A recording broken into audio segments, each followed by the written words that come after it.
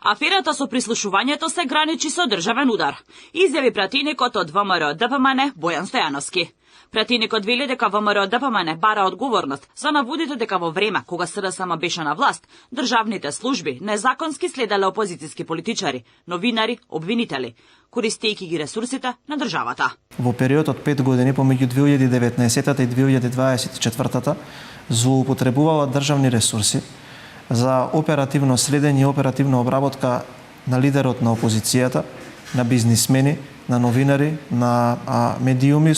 Тоа е нешто кое што сега го знаеме во јавноста, бидејќи јавното обвинителство едноставно одбива да даде повеќе информации. Ние не знаеме дали ќе биде оформен предмет. Скандал кој што се граничи и со државен удар, ние да дознаваме информации од новинарите, односно од поединци кои што се свиркачи загрижени да даваат само делимични информации, бидејќи вие ако злоупотребите на ваква служба и ресурсите на државниот систем, за да вие правите обсервација, како што кажав повторно, на лидер на опозиција, на бизнисмени, на новинари, без претходно да имате добиено дозвола согласно законите од обвинителството, од одредени суди и така натаму, вие правите и државен удар. Стојановски вели дека аферата отвора клучни прашања. Кој дал наредба, по кој критериум били избрани тие лица и во чии раце завршувале информациите.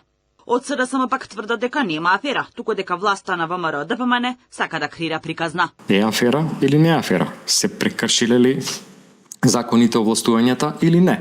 Како се прави тоа? Со декласификација на целокупниот материјал.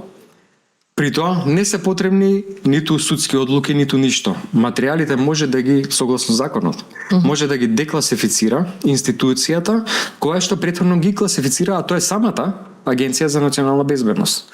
Значи, од Агенцијата за национална безбедност и директорот зависи тие материјали дали ќе се декласифицираат или не. И ние бараме да се декласифицираат, да видиме кои луѓе биле пратени, кои групации и зошто. Да видиме дали имало прекршување од било кој од тогаш надлежните функционери поставени во времето на СДСМ. Но и покрај барањата на јавноста, обвинителството се уште ни дава конкретни информации за скандалот, што уште повеќе го зголемува сомнежот за заташкување на случајот. И додека политичката јавност ја тресе уште една афера со следење и прислушување, во собранието пак, Комисијата за надзор над работата на Агенцијата за национална безбедност и Агенцијата за разузнавање не може да почне со работа. Седницата беше закажана за 5 септември во 11 часот, па одложена за истиот ден во 17 часот, но во двата случаи беше откажана.